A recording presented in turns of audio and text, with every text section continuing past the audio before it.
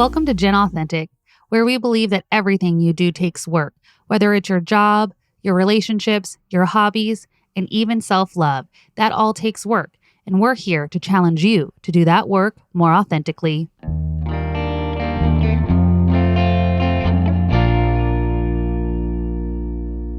I had the privilege of meeting today's guest through a strong female encouragement group filled with women who share their stories, their brags, and celebrate one another with no judgment or hate.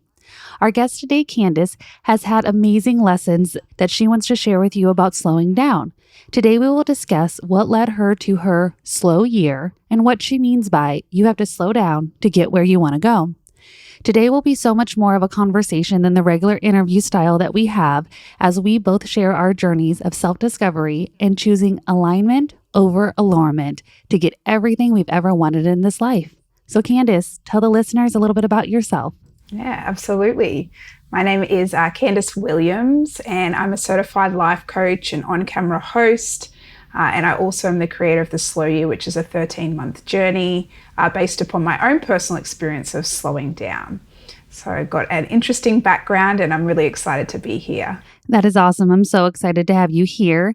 And at the end of the episode, Candis will be able to share a promotion with you guys that she has for the listeners that helps you ignite your own slow year. So we'll talk about that at the end. So you'll definitely want to listen through for that.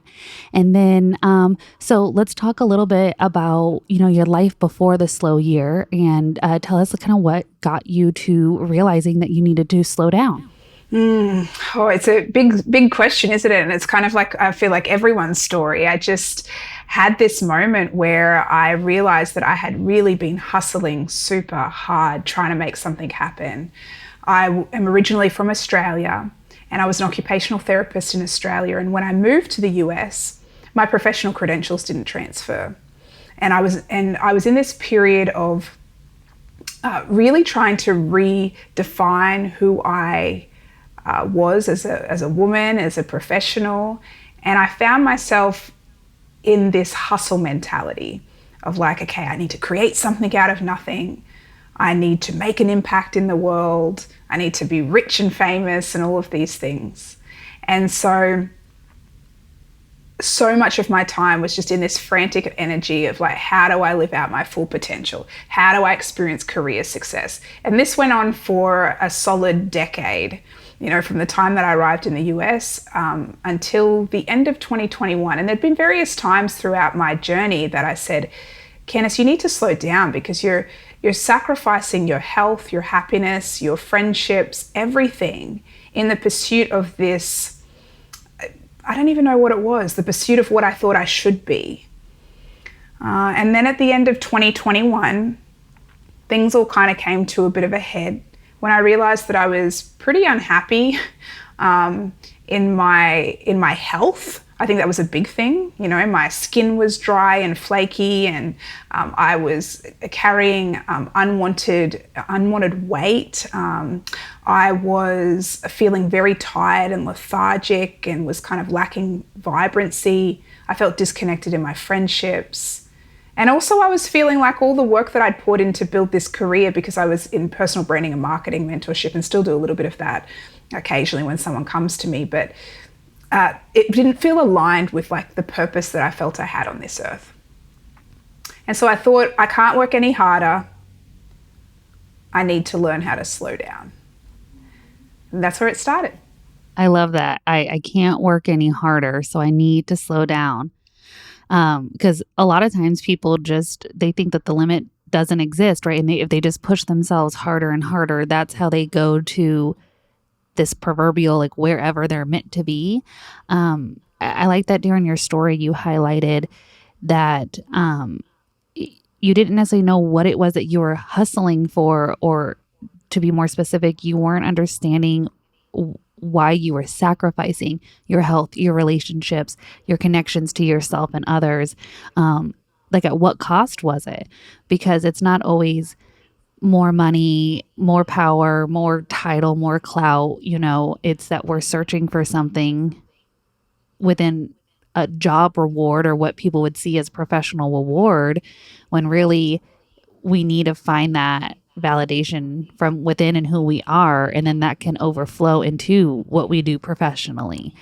And so I like how you talk through that even though you were finding success in this hustle culture, success at what cost? And so, um, when you started that, you realized that you couldn't work any harder, so you had to slow down. What specifically did that look like for you? What was your first act of like slowing down? Well, I think a big part of that was giving myself permission to do so. Um, because I think that when you've worked so hard towards something for, a long time, it takes a lot, it takes a lot to say, you know what, I'm going to commit to taking it a little bit easier. And for me, on a practical standpoint, that actually meant that I decided to close the doors to my personal branding and marketing business. And I said, I'm just going to, actually, I need to go and get some work. I'm going to work for some other people for a while, because anyone that knows who's an entrepreneur, or, even if you work in a corporate position that's really high stress, that it's in certain work environments, it's hard, right? It's hard when expectations of yourself or that other people have on you. And so I just wanted to take on some work that I could just work from my little 9 to 5 or my 8 to 4, and then be able to leave and not really think about anything else other than myself. And that was going to be my priority. And so there was this element of preparation, of like making those choices, closing the doors briefly to the business, going out and getting a job, coaching roles. So it was kind of in the same line of work. It just wasn't really my own business anymore. And also having faith that if I do this isn't giving up. This is me creating the necessary space that I need to realign with whatever, to come into greater alignment with what I feel that my purpose is. And that requires faith and trust as well, and trusting that you're going to find the way and that you will still be able to reach your potential and live the dreams and live everything that you want to live. So it was about that, giving myself permission, getting prepared in terms of my physical environment, and then having faith that this was possible for me to do.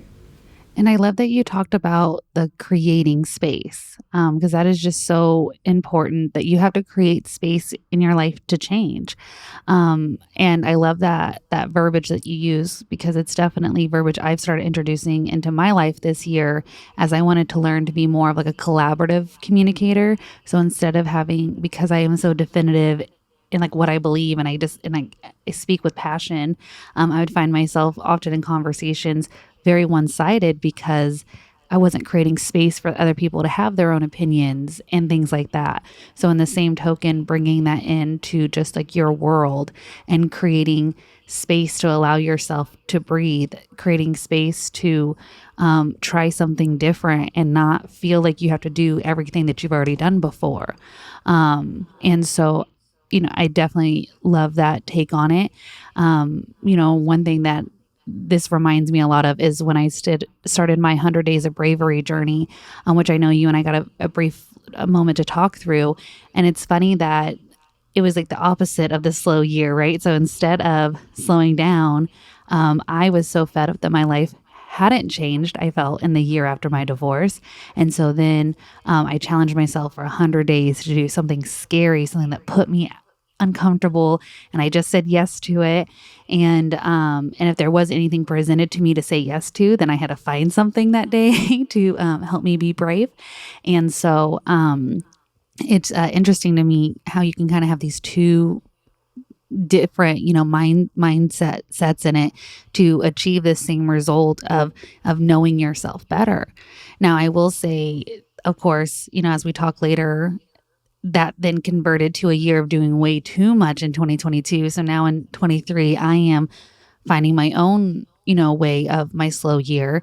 And so I think it's unique to hear how kind of two different people realized that they needed to they needed to shake things up. And one went like the hare and one went like the tortoise, and so thinking of your slow year, I can think of like 2 or 3 days of bravery that like just totally transformed the way I looked at life. So thinking about your slow year, was there a day or like a week that like was just like, this is it. This is what the rest of my life is going to look like. And this is how I'm going to support me. Did you have kind of like an aha moment like that when you were doing the slow year? I don't know that there was necessarily a aha moment, because I had these kind of like, as I was going through my slow year, there was kind of these principles that started to emerge for me around, 13 principles that really became prominent during my year. And I think that in December, the very first month, is when I had a moment that so much had actually changed in my life, but I still felt that I was leaking energy in terms of my relationships. And I think that there was certainly a moment when I realized the impact of heavy relationship energy and the need to declutter in terms of the emotional energy that we expend in relationships sometimes. That was a huge moment for me at the end of the year, to where I went, oh my goodness, I can't fully embrace and fully experience change and fully slow down where I'm still leaking energy in personal relationships. And I shared with you that the end of my slow year actually ended in a divorce. And so while I don't know that there were that was specific moments in relationship to, because the whole year was so deeply transformative to me as I kind of really leaned into these principles and started to incorporate more of the practices and into my everyday life. But certainly that moment at the end of the year, this epiphany that so much could be good, so much could change. I could feel so much better in my body, but that if I continued to hold on to and be unwilling to surrender my life and my relationships to a power greater than me, then I was always going to continue to maintain some type of this frantic energy. Yeah, I think that's a great example of this aha moment, because it was, at the end, you had spent 12 months being slow, and this was kind of that closeout of what that looked like for you. And for you to be brave enough to trust the slow year and to trust the process that you have learned and lean into those principles. It's very scary going through a divorce, whether, people think it's the right thing to do or not, always navigating other people's opinions and having to tell yourself that they're none of your business, and that what you think is what's most important in this process of going through the divorce.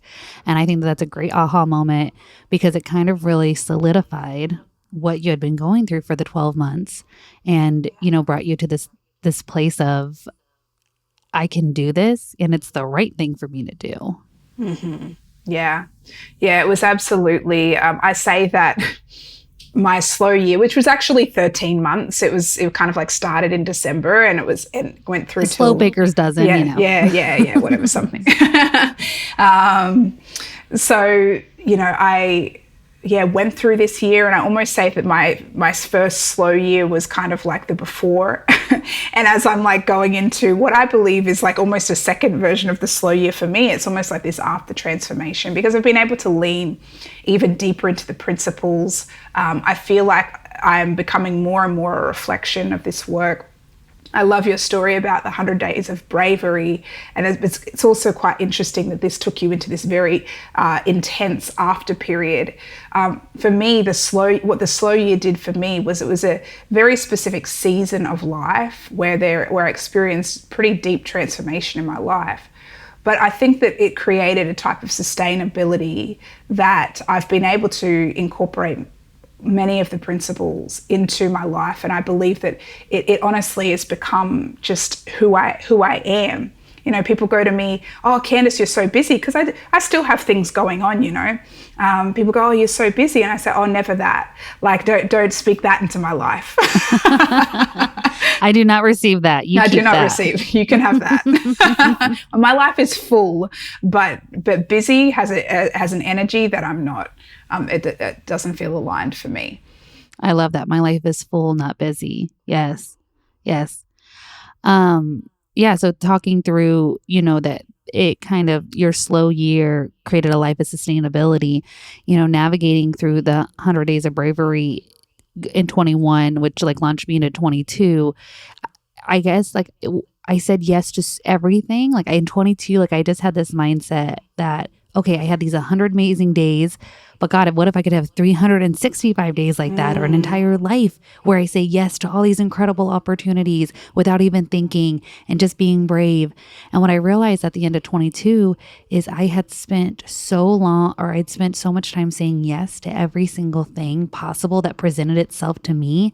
I never once stopped and was like, does this good thing serve me? Does this fun thing build me up? Does it do any of these things? So it's because I had said no for so long. Once I finally got a taste of what like yes could feel like and be like, that is when in all of 22, I went on so many trips. I took different job opportunities. Even when I got laid off, I was like, okay, instead of wallowing here, I'm going to do 100 different projects. And I only saw like 2 or 3 of them come to fruition because it was like way too much freedom. And so and that's what has progressed me into, learning to love me in 23 and in my slow year is that I realized I said yes to everything without ever once giving myself the chance to process if that served this person I want to be. And so now I'm like, I'm going to need 72 hours to give you my decision on anything because I want to ensure that what I'm saying yes to speaks true to who I am and this person that I'm becoming. I've proven to myself that I can say yes. I've proven to myself that I can do the big scary things and lean into it and trust myself. But now I'm on this journey of like, okay, I want to trust myself authentically. And so that means that I want to know that what I'm saying yes to serves all the parts of me that I want to be. And so, yes, where it kind of catapulted me into this crazy year, I'm thankful I had the opportunity. Depression helped a little bit to make me think about this, but I am now thankful that I had depression in a way I never did because I realized I was saying yes. I was too busy and I wasn't full. And so, this life and learning to love me, that comes with trusting myself in a new way, trusting myself to say no when it doesn't serve me and yes when it does, which goes into the intro, finding alignment over allurement. Allurement is saying yes to everything that comes to you because you're afraid it's not going to come again, where alignment is saying yes to the things that are going to serve you and what you want. And so, I guess like thinking through that, like that's probably going to be my starting principles, right? Through this, like understanding alignment over allurement. Is there any of your, 13 principles that you would be willing to share, of that really, that you found during this slow year? Mm-hmm. Well, so many of the principles are actually a return to my roots. I share that when at the beginning of my slow year, I actually went home to Australia and I decided to spend some time with my family and went to my childhood home. And, I grew up in Australia, in the Australian hinterland, at kind of the base of the Korean mountain in a little small town. And my parents really raised us actually quite slowly. We were vegetarian before it was cool to be so. We were very deeply involved in our local community. And so many of the principles were actually a return to my roots. And one of my favorite principles, well, I love so many of them, but one of my favorite principles, and I think that really made this a big difference in my life, was devotion, right? And what does it truly mean to be devoted to something, which for me is about this life-giving discipline. A lot of the times when people hear me talk about the slow year, they think it was just this year where I was totally lazy for a year, or they think I just sat around doing nothing, which there was plenty of that too. But it was so much more than that. It was kind of developing this devotion to living in a really intentional, connected, ritualistic type of way. And a lot of the friends that I've had that have gone, oh, well, Candis, you can slow down. I can't slow down because of X, Y, Z. And then I take like a brief look at their life, or they even do a little bit of an audit of their own life, and they realize that what they're lacking is kind of that life-giving discipline, or that devotion. Mm-hmm. That devotion to creating space. I mean, it's just like anything, like whatever we are committed to, whatever we desire out of our lives, we become committed to it.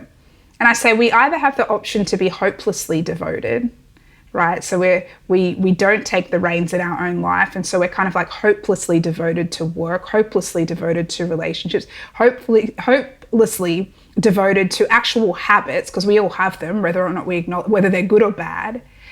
But then to exercise devotion, so to be pulled by something a lot, to be pulled by a better life, and to be able to show up for it on a daily basis. Mm-hmm. Devotion is big, and now there is both the principle of devotion, the practice of devotion that I have in my own life, the principle being what I just shared, and the practice of it being up every morning with my journal, with my headphones, dancing, meditating, doing all that good stuff on my balcony as the sun rises. And so that's one of my favorite principles, but there's so many that I love. No, I think that's a beautiful one to share. And I think that whether you're ready for a slow year or see yourself in a slow year, being devotional and, devoting yourself to a consistent practice that's going to allow you to connect with yourself every morning, right? And so, that's okay if your perception right now is between the kids and the spouse and the job and the family and the friends and the everything, that you can't perceive what it would be like to have a slow year. Well, what about a slow morning? What about, a consistent routine where you have that, you identify what your devotional is, and then you are devoted to that. And because even the way you said that, journaling, headphones, dancing, some sun salutation, yoga on the patio, whatever that looks like, it doesn't have to be the all or nothing. If you're having some slow moments and connecting with who you are, because that is how you can have a more full life versus the busy life. So I love that you gave those different examples. Yeah. And I love that you shared that about the slow mornings and the slow moments, because slowing down is really like a state of being. That's why I can say, like, okay, I had a season of time where I had blocks of nothingness. But many years before I decided that I was going to have a slow year, I decided to remove the word busy from my vocabulary. When it referenced me, in reference to myself. And I think that so often people hear about this concept or this season, and they just think it's not possible for them. But slowness is a state of being. It like starts from within. It's kind of like this way that we view the world, the capacity to just take a little bit more time in the mornings, or to be super present and aware and intentional with how we move through the day. Everybody has time for some breaths, whether it's like going into the bathroom and taking some deep breaths, whether it's taking your time when you're eating your meal to really connect with the flavors. And all of these things kind of precede your capacity to then be able for it to extend into other areas of your life, or for it to extend into a slow year. And so we also have to recognize that it is a state of being, and in large part, it's about reshaping the way that we think about things. And we both know, me and you both know at least, Steph, that like the way that we see the world, the beliefs that we have about it, it informs our reality. I love that you bring up that, being that slow, whatever it's a moment, a day, a year, it's not really about slowing down physically, but simply being present in what you're experiencing. And I love that concept of bringing that in, like it's a present year. It's because it's not slow. Like you said, you didn't hole up in a ball and do nothing, and wallow away. No, you were present in everything that you did. And that allowed you to really experience it. And so I like that different way to think of, the being slow as being present. Yes. Yeah. And also the commitment to having a multidimensional life. I, at one point in my life, everything was about work. I was like, it's about work. And even my relationships were about work. Like when new people would try to be friendly with me, I would think, well, what do they have to offer me? What value do they have? Like, do I want to get on a call with this person? Like everything was transactional. And so I didn't really, I had friends and they call me, they want to tell me about their kids and their, relationship problems. And I didn't really have the interest in it. Everything was one track mind. All of my conversations revolved around how do I expand my business? There was no room for play, which is a principle of the slow year. There was no room for pleasure, which is a principle of slow year. There was no room for communion, which is a principle of the slow year. I was one track minded. And if there's anything that my slow year really truly allowed me to be, it was one, calmer in my spirit. Two, it was a multidimensional life, a full multidimensional life. I love that the concept of being focused on filling all these different buckets that make who you are, and I can really resonate with the transactional relationships and going through that series or time in my life where that was how I felt with Elevate. Is like, okay, what am I having to give to you? What am I getting back? How long is this going to last? I really was approaching conversations that way, and just life in general. And so I love that you highlight that. So what do you think is like the best way that you were able to kind of get over that, especially with like friendship connections in your life, right? So through the slow year, what were you able to implement to kind of help do a mind shift on conversations being so transactional? Well, firstly, I was very intentional about creating things in my local community. I was like, I want to, also it's interesting, I host a local storytelling event in the city of Miami Beach. And I started that because I said, you know what, I just want to have a community of people that we get together just to share stories. I don't want it to be about you being a motivational speaker. It's not a space for self-promotion. It's just for the purpose of connecting and telling stories. And so I started being really intentional about creating space where it wasn't about work. And even when I would reach out to the storytellers and say, hey, this is what, you can tell a story, but no self-promotion. So that was one thing. I started hosting people more in my house, which is something that I had lost sight of, because growing up every weekend, my parents would invite, we went to church on the weekends, and they would invite random people over that they met at church, new people every week, visitors. And we always had people in our house. After school, always had kids over in the house. And since moving to the US, that was something that I just hadn't done. And so I started a book club and started hosting a monthly book club. I was hosting dinner parties almost every week. Oh, fun. Yeah, and just really, again, for me, this was about reconnecting to my roots, because this was not something that was, I know this to be true. I know that having deeper relationships with people, really genuinely taking an interest in them and what they have going on, I know that this is the juice of life. I know that this is one of the best parts of life, and I've forgotten that. And so it was just for me remembering that at the end of the day, give me a good relationship, good friendship, that's the whole point of life. Having a fulfilling full life with all those dimensions in it are so important. I think that is really tangible ways to think about how to remove the transactional side of the relationship, or even just thinking that there's barriers.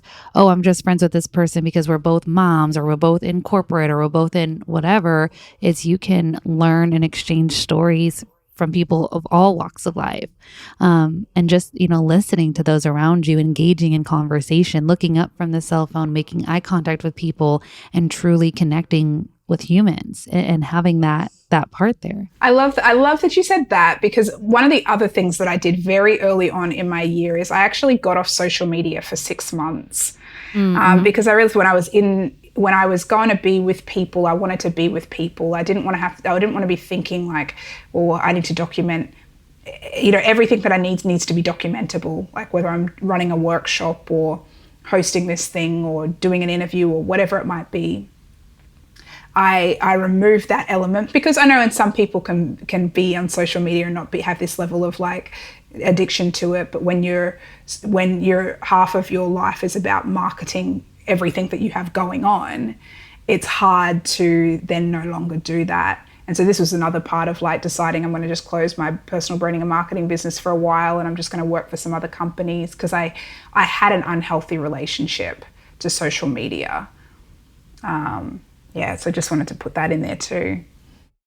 That is important. And I think for a lot of people, when they go through the slow year, whatever that looks like in their life, but people who have gone through these transformations of being present, they often talk through, removing the social media, whether it is that they were on it too much and it was preventing them from making the human connections, whether it was the power of the comparison that was just too much for them, getting stuck in negative wormholes with toxic family members or friends, and I think that is just a key principle across all individuals who have found more peace in their presence and more authenticity with themselves, is let's remove this constant, view into what the world thinks.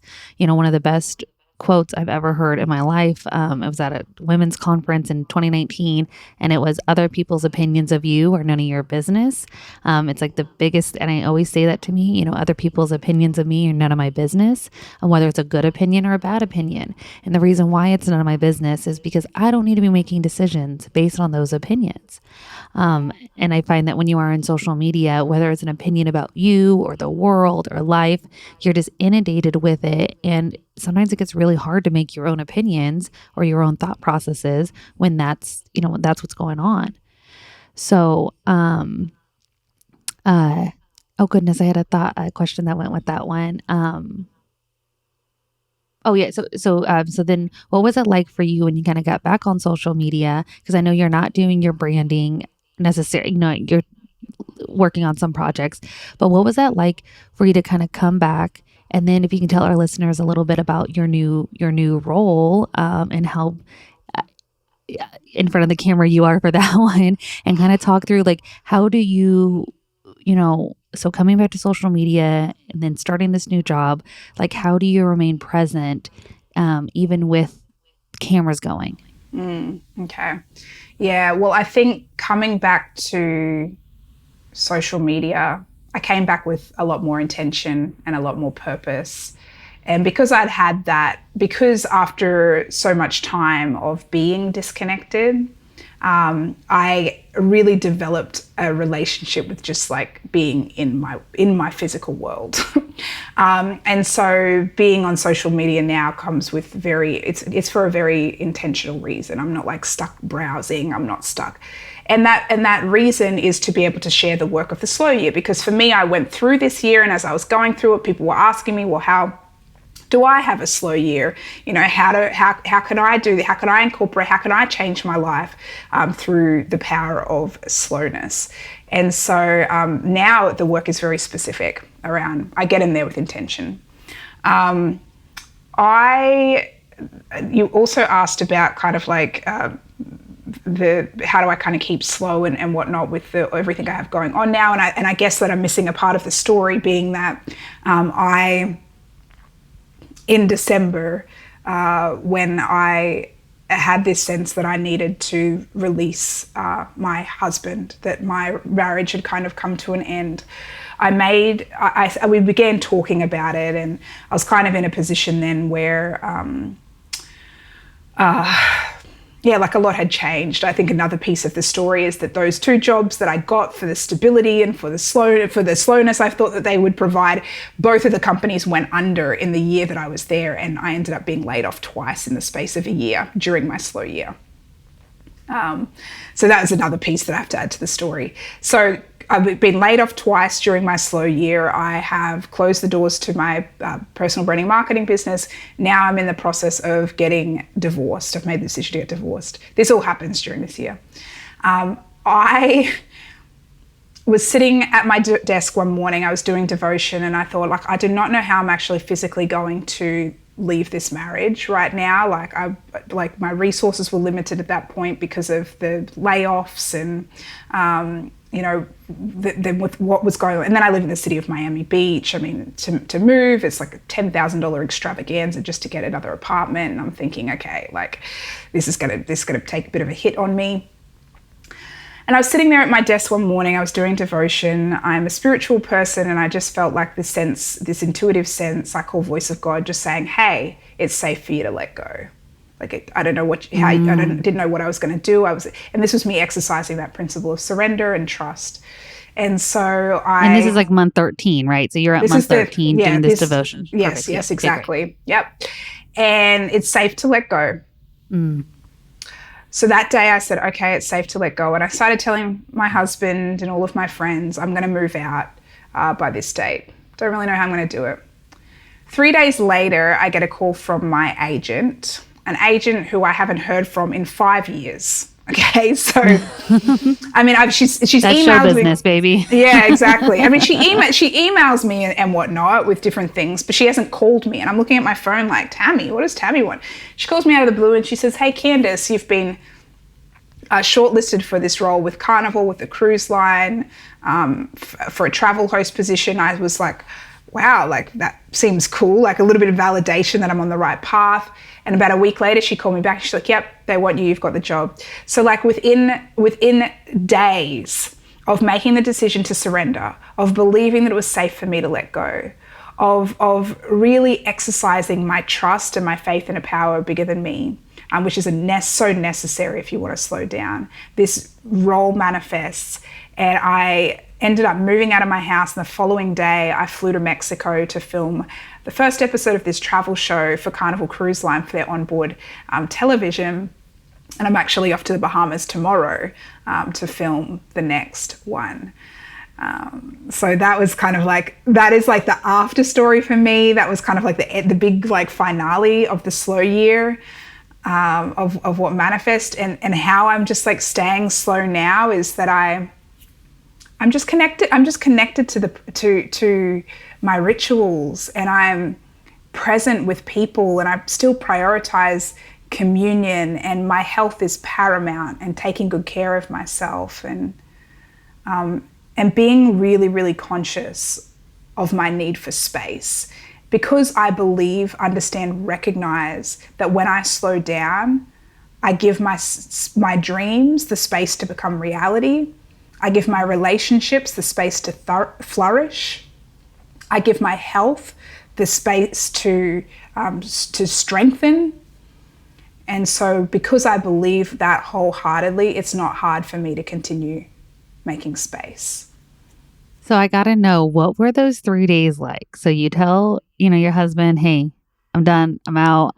I felt it. I got the messaging I needed. Your friends, hey, I don't know how I'm going to do this, but I'm ready. And I know I'm letting go. What were those 3 days like after you told everyone before you got that call from your agent? I was just in a deep place of surrender, honestly. There was no fear or worry. There was just like a knowing in my spirit. It was such a clear message that came through that I was just like, I knew something was brewing. I felt very confident that something was happening. And I remember telling friends, and even just being really vocal because for a long time I also held the idea that I'm unsupported. Nobody supports me. Nobody's here for me. And I told that story for such a long time that it became true for me. When I started saying I'm supported, people are here for me, people love me, and I'm going to start like being really vocal with the support I need. And I started telling everyone in those 3 days. For one, I was just inundated with support from friends. You can stay here, and here's a place, and here, like, come to me in California, come to me, you can stay in my place in Edgewater. So firstly, there was this outpouring of love and support. But then it was just a knowing. It was just a knowing. Something's happening. That was too clear of a message. Something is definitely about to happen. Oh, I love that. So listen to the messages, like when you get them. And that's the beauty, is that you were ready to receive that message after 13 months of being present, after 13 months of removing this hustle culture dynamic and just really focusing on, being present in your moments and listening and understanding yourself. You were ready to receive that message in December. You were ready to have those 3 days of getting that outward support that you always told yourself you didn't have and ultimately denied yourself of having, because when we tell ourselves we don't have it, then we're never going to get it because we don't know how to recognize it. So, letting all your guards down to share this with people, seeing that support for them, but just trusting that was like what was meant for you is going to come for you. I think is huge. And, you never would have been able to trust that message to let go had you not been building those principles and really following and leaning into those 13 principles, which, brings me to the last thing that I know we wanted to talk about, which is this life that we're talking about. I am halfway through my, I called it my, learn to love me in 23, but that thing was, I was learning to process things and trust myself wholly that I was making the right decisions for myself. So I'm halfway through my year, still have a long way to go. Not sure I'll be done in 6 months because it's a life, like you said, it's a sustainable life that we're creating. You are, about 19 months, right, since you started. And so like the big message I know is important for both of us to share is this is going to take time. When you identify that you want a different life for yourself, when you want a life that is full and not busy, you're not going to accomplish that in 60 days. It's not this 21 days to build a habit and then you're going to have every freaking thing you need to have a sustainable life. That's not realistic. So, were there times through your slow year, your slow 13 months that you maybe were wavering on if this was the right thing or if you were going to get the change you needed? Did that happen? Or if that didn't happen, what are some of the things that you mentioned earlier that you created a sustainable life? What were some things that you did that made it sustainable? I guess the question is, what can people do to help them stay focused and see this through? Yeah. Well, I think a big part of it is, so the question is that it felt sustainable for me. Almost immediately, the stress started to leave me. And the minute the stress kind of started to leave me, I knew that this was kind of what I wanted my life to be. I wanted to be able to take time in the kitchen and to soak my beans and to cook whole healthy food. And I knew that I wanted this to be my life, that I didn't want to go back to feeling frantic. I think from a practical standpoint, it's just important to be prepared. I mean, you have to, in order to create space, you have to be really intentional about it. You have to declutter your physical space, your digital space. You have to understand your what's going on with your finances. I feel like half the reason why people can't slow down is because they either are frantically worrying about where money is coming from or where it's going to, and they are in survival mode. And it's usually, a lot of the times, it's related to our money. And this isn't to say, like I explained to you, but I was laid off twice last year. There were times in my where money was just like, what the heck? Where is it going? I going through a divorce, at the end of the year. So there was this aspect of, one, being prepared, okay, like scheduling wise, giving myself more time in the mornings, getting up a little bit earlier to create the space that I needed. Having faith and trust that everything's always working out for me. But I think that that's probably the most important thing. Like when people think about the sustainability or the practicalities of what it means to slow down, you have to be organized. Which sounds almost counterintuitive to like what it is, but you have like, if you know that your day is frantic and you're getting up 5 minutes before you need to head out the door, you're not creating the spaciousness that's necessary for you to really embody slowness in your everyday life. Yeah. And take it in. If you wake up and you just hop on social media and you're inundated with videos and all this data that's going on with other people, and then you are jumping up and then going and doing your job or your errands or your kids, you're never allowing that space to be present because you're focused on everything else except for what you're presently doing.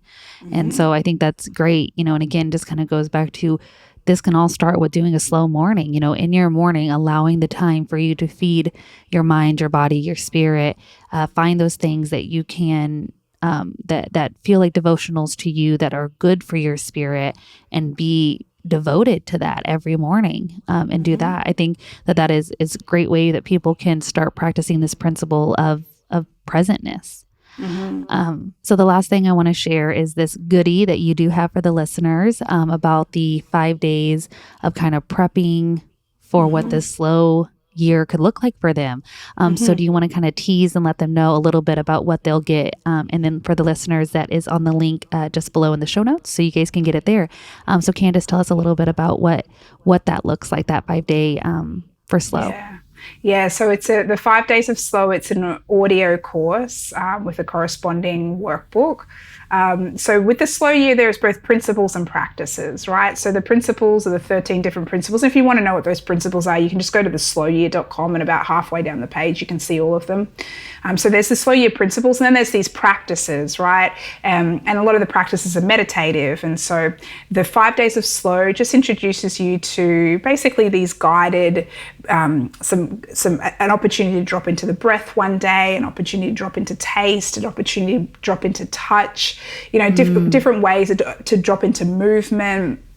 And so, and also to drop into a deeper sense of rest. And so these are kind of the practices, and every day you'll get a audio lesson from me, which is basically a guided exploration of how you can incorporate some slowness into your day with less than 20 minutes. And then there's a corresponding workbook so that you can set your intentions, so that you can reflect on anything that came up for you during your practice. And so it's just a beautiful, very simple, little 5-day audio course for you to just experience a bit of slowness. Oh, I love that. I think that's great. And I love that it's 5 days, because I think that's that's very tangible. Our listeners can, commit to, 5 days of practicing this. And then if they find that it resonates with them, especially as quickly as you found, and I found that this slowness resonated with us, that really can be that 5 days that change the rest of your life by finding the sustainability. So I'm so excited to be able to share that offer with the listeners. I just kind of like perused the link when we were talking originally, and I was really excited to. I always want to give practical tips. Like, this is a real freaking practical way to start practicing it. So I was so excited to have this offer for the listeners. Great. So Candis, I think that we were able to really talk through this, ultimate journey of self-love and self-care to create a life that created space to always be taking care of yourself. So I'm so thankful we were able to share this. Do you have any last things that you want to share with the listeners? Yeah, just trust that you're always supported. I think that that's so important, is that I know that there can be a lot of resistance, a lot of fear, a lot of questioning that comes up when you think about slowing down. But we just have to trust that we're always being supported by others, by a power that's greater than us, and that if we would just choose to kind of release our grip on the things that we think we should be doing, we would create space for a life that is more fulfilling and more joyful than we could even imagine. I love that. You are supported. You are loved. And there are people rooting for you. Candis and I are rooting for you, for your slow journey and what this looks like for you. Well, Candis, I just want to thank you for being one of the voices of a generation working more authentically through life. Oh, thank you so much. It's been such a pleasure being here with you. Thank you for listening to another episode of Gen Authentic. If something in today's episode resonated with you, share it with a friend. If you hated it, share it with an enemy. And if you want to get a hold of me, you can find me at Stef Authentically on Instagram and TikTok. Until next time, thank you for being the voices of a generation working more authentically through life.